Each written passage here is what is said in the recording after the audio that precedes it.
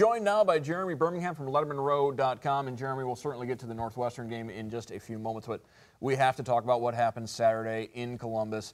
A game result, maybe some Buckeye fans thought that was going to happen, but the way it happened, a 62-point game for Ohio State. I don't think anybody thought the offense was going to be able to rack up that many points against the top defense in the nation, yet they did it. We talked about last week some ways they might be able to do it, and those ways came through in big ways for Ohio State, beginning with picking on Watson in the secondary. Yeah, I think the biggest thing for Ohio State was very simple, to keep Dwayne Haskins on his feet. And the Ohio State offensive line was so good at doing that, and I think nobody that watched football all season long expected that to happen. Dwayne Haskins was not sacked. He was not hurried. The only time he got hit was when he was already 10 yards down the field.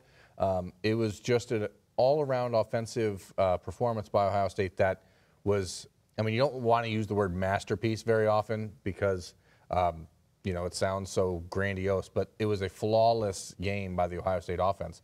The running game was there. Dwayne Haskins was perfect with the football.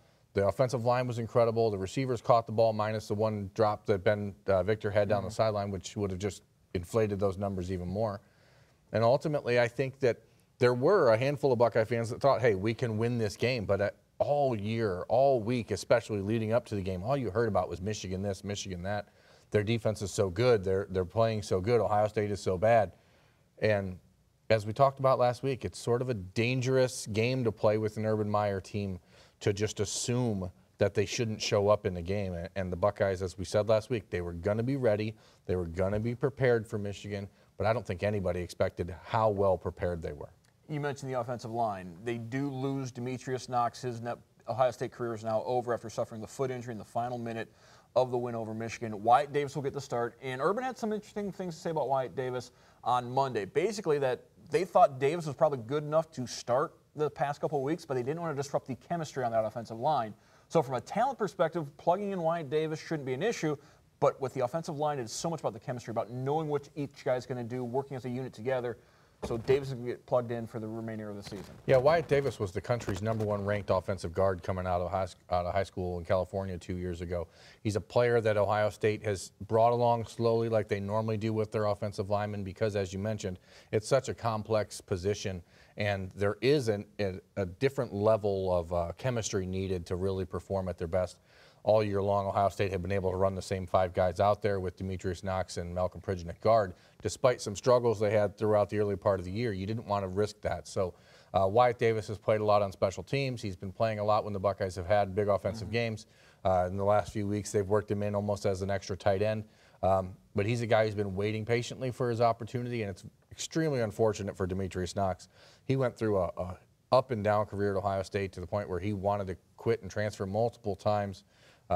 Got his first start a year ago against Michigan, and for him to break his foot in that situation on a play that didn't matter, and I think Urban Meyer was a little upset with himself for running one more play instead of just taking a knee at that point, but that's football, and it's unfortunate. But as you mentioned, when you're talking about talent, Wyatt Davis's upside is probably a little bit better than the guys he's replacing. And then the Buckeyes do have Brandon Bowen back as well if something else goes awry. So the offensive line is much healthier now than it has been all year, despite losing a starter.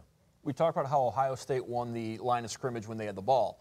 They also won the line of scrimmage when Michigan had the ball. This is the first game since probably Tulane where we saw consistent pressure from the Ohio State front seven. They made Shea Patterson scramble. They got pressure on Shea Patterson, and that led to the interceptions. Patterson had one interception. Milton had an interception. But that really was what was a disruptive factor for Michigan when they had the ball. They had to get rid of the ball quickly, led to a lot of bad throws. Yeah, I think for Ohio State, it's an interesting sub-look or whatever you want to call it, because they didn't really want Patterson to run, but they wanted him to be hurried and they wanted him under pressure. So what the Buckeyes did, different than they've done all year long, is they kept their linebackers home, kept their linebackers, you know, in a position where they could read and react to what linebackers played where the linebackers were supposed to play instead of as a down lineman. All year long, they've been pushed up in an effort to try and prohibit the defensive linemen from being double teamed. So on Saturday, what they did was drop them all back to make Shea Patterson, if he wanted to run, understand he was going to get hit. So Shea and the Michigan offense didn't really look comfortable from the start. The offensive line of Michigan, which had been playing extremely well, as we talked about a week ago, which is Ed Warner's offensive lines always seem to get better. Karan Higdon was shut down. He only had, I think, 3 yards a carry. The pressure on Shea Patterson was there all day. I mean, it's just the tone was set from the second play of the game when you saw Malik Harrison dart through and sack Patterson for a 7-yard loss. And I don't think Michigan had any idea what they were walking into. And maybe that's because Ohio State put terrible stuff on tape all year long. Not that they did that on purpose, but I think that it's just one of those situations where you have to understand the team you're playing is as talented as anybody in the country. Just because they haven't done it doesn't mean they weren't capable of it. And Ohio State, Buckeye fans, national media, everybody all year is saying, when are they going to play their best game? And 600 yards and 62 points, and it could have been 80 points if we're being honest with ourselves. It could have been an 80-20 final. We watched a team really put it all together. They put it all together, yet at the same time, there were certainly some things they need to work on, beginning with the penalties. Well over 100 yards of penalty yardage against the Buckeyes in that game. Obviously, 39 points allowed to Michigan. A couple of those touchdowns, particularly in the fourth quarter, were garbage time touchdowns, but yet that was still Michigan putting up some points against Ohio State. So there are things to work on as the Buckeyes go forward to Indy this week, and they'll go on to a bowl game, but the question is which bowl game. We won't get into the college football playoff discussion at this point, but the penalties has been an issue all season long, and it could have been a very costly situation. Yeah, and again, I hate to keep harkening back to last week, but we talked about it. Michigan's offense needed to take shots down the field because Ohio State's cornerbacks have been victimized all year long by anybody they've played, and officials have been extremely judicious with them, calling them for penalty after penalty all year long on holding, pass interference, whatever. So we watched at least, I mean, as I counted, there was 6 defensive pass interference penalties that kind of bailed Michigan out in situations. I don't know if they're all legitimate penalties or not. None of that really matters, but you know, it is a team that has issues, but it's all about perspective. And if you're scoring 62 against Michigan, you're fine giving up 39 or 32, whatever it would have been without the silly turnover at the end of the first half. So I don't know that anyone's going to think about the fact that they gave up 450 yards and 39 points because so much of it was in the fourth quarter when it was just kind of a party at the horseshoe at that point. Nobody really cared what happened because the Buckeyes, if they got the ball back, were like, oh, we'll just go score again. So I don't think they cared. Let's talk a little about that party in the horseshoe, the atmosphere in Saturday at the game. There are certainly a large portion, if I'm trying to spit out the word. Portion, whatever. You all know what he's saying. Exactly. There are certainly an Ohio State section of the fan base that claims that Ohio Stadium is not an intimidating place to play, that it's not a very loud place to play. If you're watching at home, it can be very selective. There are certainly ways that the television broadcaster can manipulate the crowd sound to make it louder, to make it quieter. And certainly Urban Meyer has done some things to manipulate the crowd noise, bringing the big speakers down in the south end zone.